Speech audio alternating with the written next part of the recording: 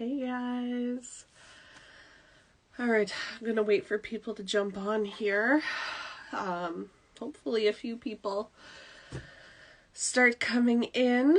I've been trying to post about it for a couple of days, so hopefully it works in people's schedules, and if it doesn't, that's okay too. I am gonna try to post this tutorial to my stories and to my profile for at least 3 to 4 days afterwards. I won't post it forever. Hey! Oh gosh, lots of people popping on. Oh wow. Hey everybody. Oh, this is amazing. I've been playing around with the live thing, but having a big group is definitely a little intimidating, so I'm gonna do my best, guys. If you've been following around in my stories, you may have seen me say I do currently have, unfortunately, COVID-19. My son came home with it last Wednesday, so we kind of knew it was coming. My son's only 7, and by Saturday I tested positive. So unfortunately I've been quite symptomatic over the weekend. Better today. Oh, thank you. I'm gonna try to catch everybody's comments, guys. It goes really quickly, so please don't take offense if I miss anything you say. I'm gonna try, okay? I see, I hope we're crocheting. I don't know how to knit. We're knitting. I'm sorry. Hopefully you still find some benefit out of this. I'm going to be showing off some really cool yarn, and it's going to be a really beginner-friendly pattern. I'm going to give a few more minutes for other people to jump on if they want to, because we're not quite at 8 o'clock, which is when I posted for.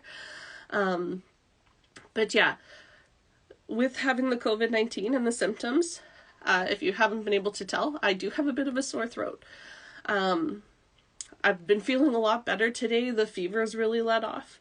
But I do still have a bit of a cough and, you know, gross runny nose, and my throat's a bit sore. My voice has been okay today. I'm hoping it's gonna hold out for an hour-long tutorial.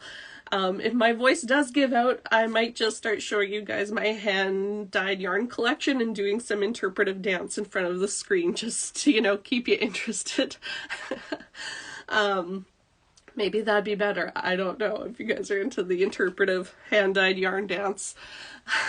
My work is beautiful. Thank you so much. I hope you guys got your supplies. I know I'd said to bring wine, but COVID calls for tea. Trust me, I'd prefer wine, but it is what it is. Hopefully, like I said, this voice hangs out here. Totally in for interpretive dance. I got the moves. I'm here for it. I might ask you guys to start bouncing some back at me. Alright, we'll give a few more minutes here. And like I said, this is going to be recorded, so if I go too fast, if the video quality is crap, and I've had this issue with a few people, throat coat tea. I'm gonna look into that. Might need it if I end up having to bail on this. I really hope I don't. Okay, I lost my train of thought. This is you're the cutest. Get well soon. Oh, thank you. Okay. We're gonna record this. It's gonna be fine. And if I have to do it in 2 parts, I'll do it in 2 parts. Might start making up my own language at some point. I'm a little concerned with the video quality. I've tried to go live a couple of times and it's been iffy for some people. I hope it's going to be good enough, and I'm going to try to go slow enough that you guys are still going to be able to see what I'm doing. Needle size is US 13, which is the 9mm. Video quality is fantastic today. Yay! Okay, good. I hope that's that way for other people. So yeah, I am going to, after the lives are done, try to do reels of just like the simple stitches I'll be teaching you guys, so you can go back and check them after. So I mean, the live will be the whole thing, kind of going through it slowly, piece by piece. Look at guys, woo, it's warm in here. So live will be the whole thing, but I'm going to do some reels to kind of piece it together, and the live itself will be posted after if you want to rewatch me ramble on and on. Video quality good? Yay! That's awesome, guys. That makes me excited. I'm so glad. Hopefully it is when I flip it around and look at the hands, because that's our most important bit for you guys, being able to see what I'm doing. Less excited about the video quality because it means you guys can see when I get a little red, but it is what it is. You get what you get. Live is no room for mistakes. I don't get the beautiful ability of reels where I can edit. Thank you for the free tutorial. You're welcome. Add a shot of whiskey to that tea. Maybe already done. Okay. I'm hoping to move my knitting business in this kind of direction where I do more educating. I remember being a new knitter and feeling extremely frustrated, trying to find resources and trying to break into the business and feeling like it was so competitive and people were kind of like uptight about giving me their knitting secrets and all this. And I'm all about sharing and there being room for everybody and inclusivity.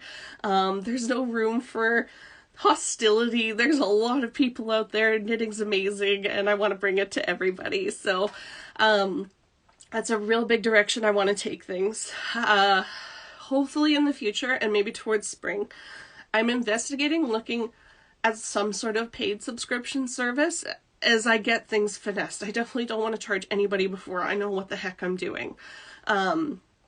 Right now, you guys get to be a part of my whole experimentation phase where I'm just figuring things out, getting used to teaching, and you guys are wonderful to come along on this journey with me.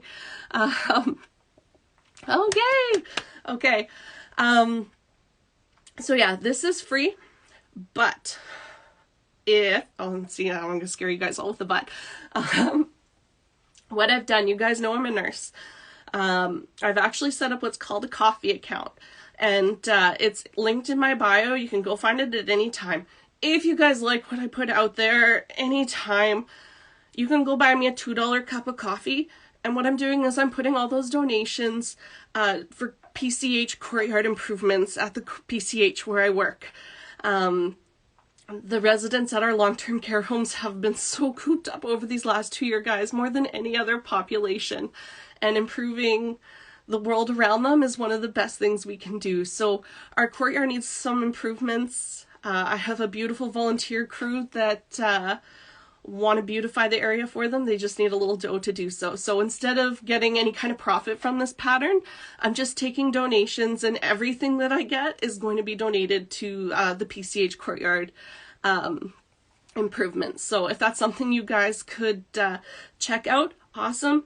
If that doesn't work for you, that's totally okay too. But just putting it out there, you can find that link in my bio should you feel like donating. I'm gonna have a tea break.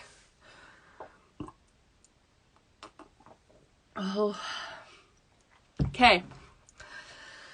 We're 8:02, about to get to the meat and potatoes. I do have a little bit of a plan. But guys, you know your mom when your kid spills juice and rips your agenda. Hazards of the life. Look at, I literally have a space for preamble, waiting for others. I was really planned. Well, thanks guys. Okay. Let's dive in. So if you're wondering what you're here for today, we're making this. This is what we're making, is this headband.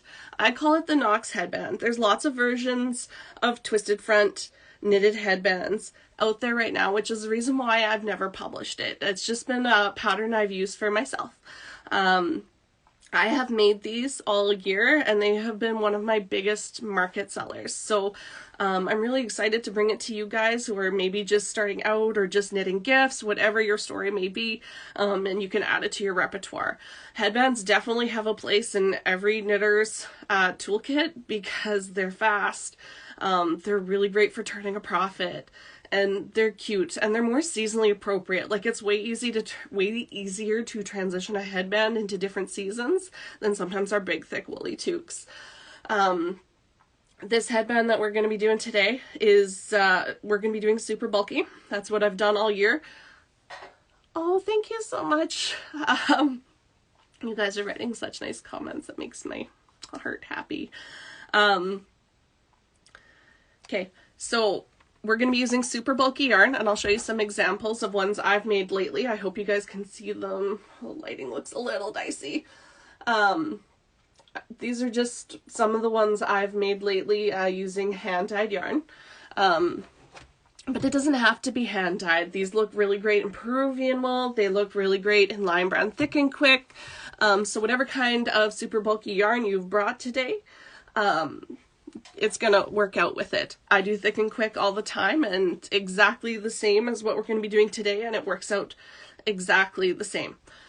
All right, we are just about to turn around and start casting on. I'm trying to think of anything else I can preamble you guys with, but I think we're about there. There's going to be a bit of a... Do the headbands look okay in a solid color? They look even better in a solid color. I love using actually Crazy Sexy Wool and The Wool. They make beautiful, beautiful headbands in the solid. And the Lion Brand Thick and Quick, actually one of the ones I'll be finishing for you guys today is in a color called Spice. And it's a solid and it looks gorgeous.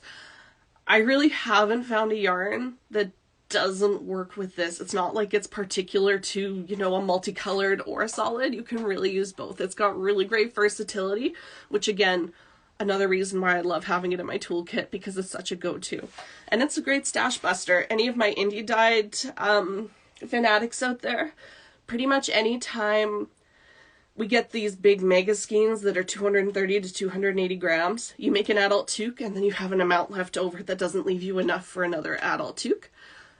I can pretty much always get one of these. So it's really nice to know going in that I can get that adult toque and that adult headband, and I can kind of plan what kind of profit I'm going to turn on that big mega skein of super bulky hand-dyed yarn. Okay, this is going to be a rocky bit, guys. I'm going to try to hold on to this voice. I'm going to pop a Halls. We're going to hope that hangs onto it and get a little scratchy. Oh, Sugar Bush Chill's a great option. Great option.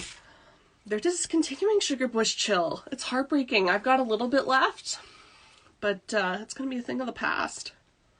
Don't know why. Okay. Hopefully we can still talk about that.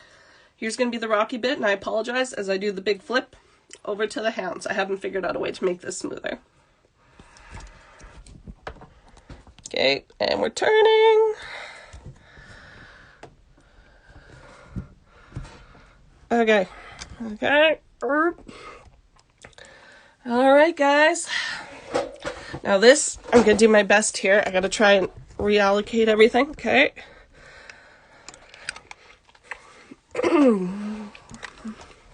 Needle size is US 13 or the 9 millimeters.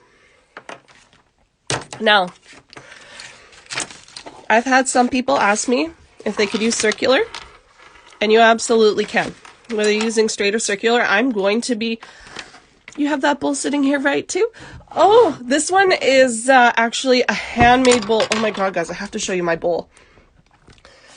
This is handcrafted yarn bowl from Watery Hill Woodworks. They, like, I literally almost picked my tree. Like, this guy is an amazing artisan.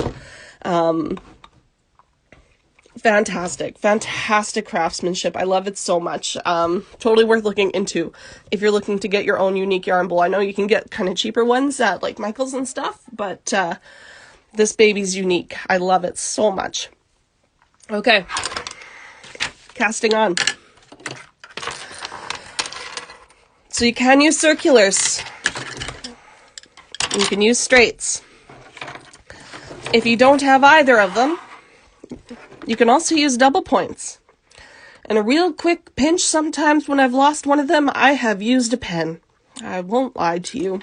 It happened and it worked out okay. Okay, I am going to be using straights. The wool I'm using today is called Reykjavik. It is a hand-dyed merino super bulky wool from Okanagan Dye Works, and I will be linking them after. I'm going to be showing you guys a few wools from Okanagan Dye Works today. She is amazing, and her colorways are amazing. You can see a few of them in my stories. And if you guys want to go shopping later, she is giving 15% off from her entire website, no minimum, to anybody who's joined us today when you use the code SMALLBRANCH on her website, and I will put that in the intro after. But if you want to go shopping at Okanagan Dye Works for some hand-dyed yarn, if you want to get your first batch, it's rare to find a discount on hand-dyed yarn anytime, so this is a rare opportunity for you to go check her out. Like many hand-dyed artists,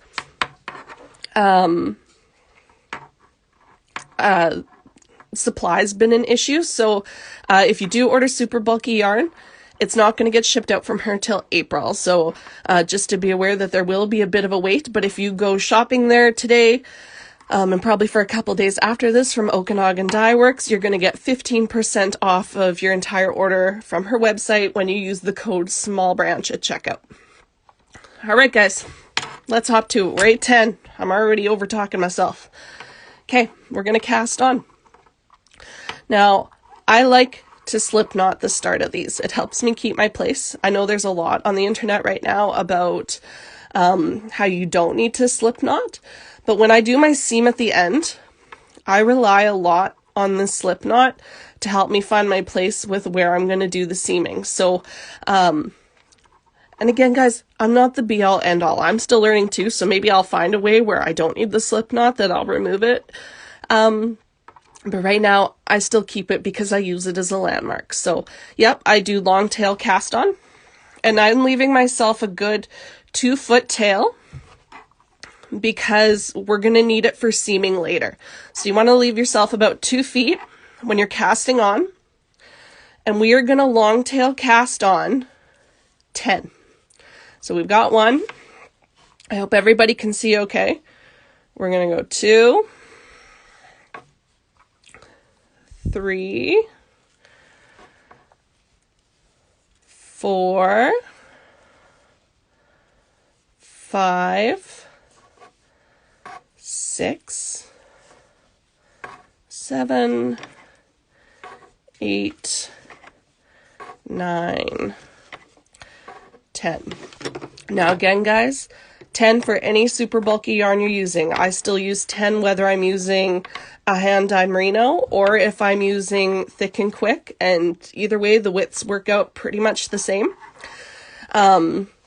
If you find later on, if you're making these up, now I consider this a pretty standard width. If later on you're like, oh no man, I like my headbands wide, you'd go in multiples of 2, so you could easily cast on 2 extra stitches and give yourself that extra width you're looking for. Or conversely, if you were making like a really tiny one for a baby, you could probably pull 2 off and just cast on 8. Okay? Now, are you left-handed? This looks backwards to me. I'm not left-handed, but I have been told I knit a little wonky. Hazard of learning to knit, being self-taught. I do kind of my own jam, but it all works out the same, so I hope it doesn't confuse anyone. I can always cast on again after, and I can do a cast on as part of the reels I do later, and you're always welcome to rewatch if I've confused anyone. So, of course, now I've got my work back, I've got my tail at the top, and I'm ready to start the first row. And I'm going to preemptively tell you guys, the first row is different, and then we're going to do row 2, and everything after row 2 is exactly the same. So first row's different, and then 2 and beyond, you're just doing the same thing over and over. So first row we're going to call just our setup row. So we're going to make sure, left-handed, so I think this is good for me. I'm sorry if my knitting confuses anyone. I do throw left-handed, which is uncommon. But basically, we're just doing a knit one, purl one, right down that first row.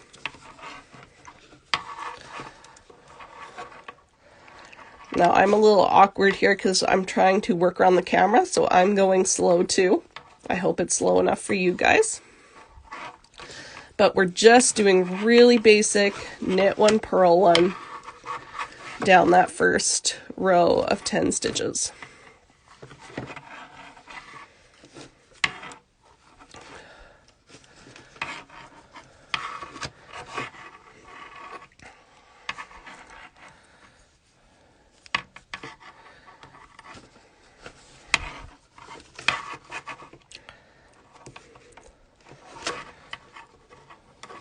Okay. Now, last stitch, guys, and this is going to happen every time, every single row. This is how we keep our edges neat. So every single time we've just done a knit one, we're about to end, and we're not going to purl it. We are going to pull our yarn to the front like we were going to purl, and we are going to slip instead without working the yarn. Okay, we're going to be doing that every single row, so that is extremely important to remember as we work through. The last stitch is never worked. You should always do a knit, and then you're bringing your yarn to the front and then slipping. So when you look at it after, that yarn is just behind that top stitch. And this helps keep the edges really neat. A lot of times, if you do alternating stitches on a headband, you can kind of have the edges curl, and this prevents that. So we're going to knit, and first stitch will always just be a regular knit, purl. Okay, so this is now becoming our be-all end-all, guys. This is what we're going to do every single row. So I'm going to go through a few slowly, and then we're just going to start knitting, okay? So this, what I do in these headbands is not regular knit stitches. You are more than welcome to do regular knit stitches if you don't feel quite comfortable with doing this yet. But what I do is called fisherman's rib.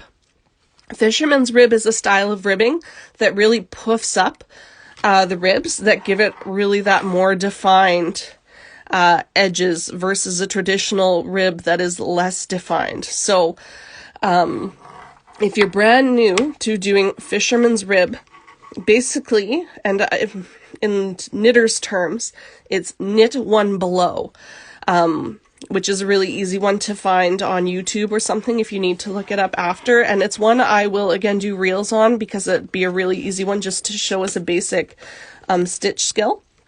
Now, this is kind of hard to show on, I hope you guys can kind of see what I'm trying to show you right here is that bar from behind. So when you're doing knit one below, you want that bar. Oh gosh, I hope you guys can see. I like to put my finger there just so I can see it. And you're going under the bar. Okay, so we're knitting under that first stitch, and then through, and then pulling it off. Okay, and then just regular purls. Purls are always just regular, and if you ever forget where you are, it's always going to be the same as what's underneath it. So just track with whatever is below will be the stitch you're on. Okay, so then we're going to do that knit one below again. I'm going to see if I can, once I get a few more stitches, it's easier to kind of show you the stitches pulled apart. And I'm going to, yeah, you can kind of see there. There's the bar of the stitch, and I want to go right here underneath it. So knitting under the bar, poking my needle through, just doing a regular knit, out, and slip off. I will show that last stitch in the row slowly again. We're going to go through this whole row nice and slow. So regular purl. And this is, like I said, once you've got this row down, this is what we're doing for the whole rest of the pattern. and then the tricky bit doesn't come to the end until we cast off and seam. So once you've got this down, you've got the meat and potatoes. You're ready to go. Okay, so we're doing that knit one below. Video is still super clear over here. Awesome. That's what I like to hear. Okay, purl. Hopefully my voice isn't sounding super squeaky for you guys. Okay, last knit one below. Lots of people out there. So happy everybody took the time to come out today. Thank you so much for being here. All right, so I'm going to show you again. So we've done our whole, and just to reiterate, for second row, we did knit, purl, knit one below, purl, knit one below, purl, knit one below, purl, knit one below, and that's what every row is going to look like. Now we're to that last stitch again, and again, every single row. We're going to the front like we're about to purl. We are diving into the stitch like we're going to purl it, but we aren't going to work it. We're just going to slide it off, and that yarn should still be behind, okay?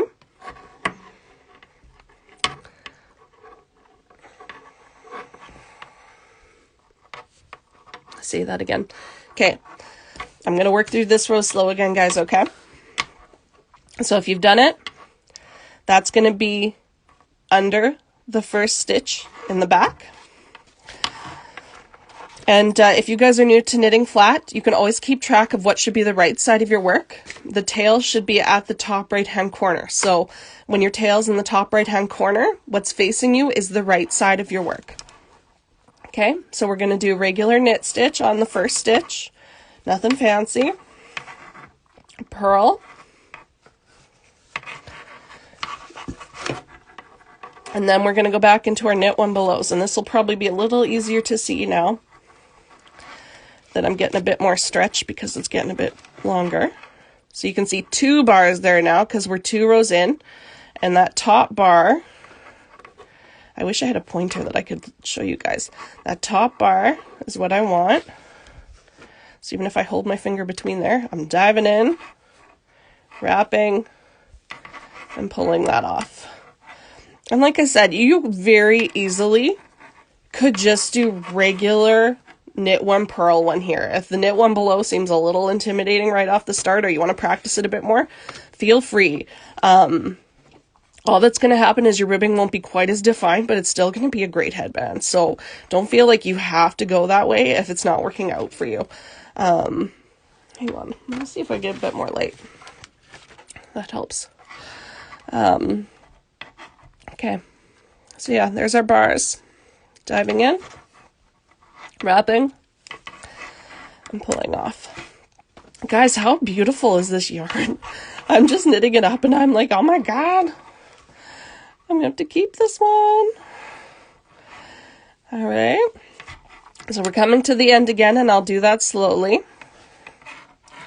Do you guys need a second to catch up to the end of a row so you can do it with me?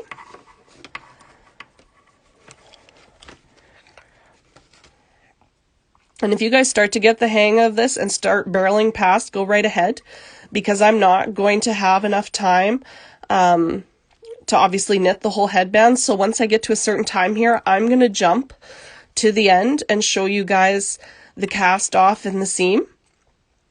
Wow, first time doing knit one below. So fun. It is very fun. It's really gorgeous on a full toque too. And scarves, oh my god, you can make such gorgeous scarves with knit one below, and it's so stretchy. So I'm going to do this last knit one below here. And I hope I'm not going too slow for you guys. If you're really familiar knitters and you're like, oh my god, Melissa, you're just creeping and crawling, I'm sorry. I want to make sure this is appropriate for everyone. Oh, look at how this yarn is working up. All right. It's a cast on of 10. Now, I will show you guys, I'm going to be honest here. I don't go so much as how many rows as the length it is when I want it to be done. I ordered Shits and Giggles from Okanagan. Good pick. I'll show you it in a minute. It's gorgeous. Okay, I'm going to show you this end of the row stitch one more time. And this is such a great stitch for like if you're doing cowls that you're knitting straight, like this is just, it's so great to help keep your edges tidy. So again, pulling the yarn to the front like we were going to purl, diving into the front of the stitch like we were going to purl it, but I'm not going to work it. I'm not going to wrap anything. I'm leaving that yarn, and I've divin in purlwise, and I'm just going to slide it off. All right. So every single row.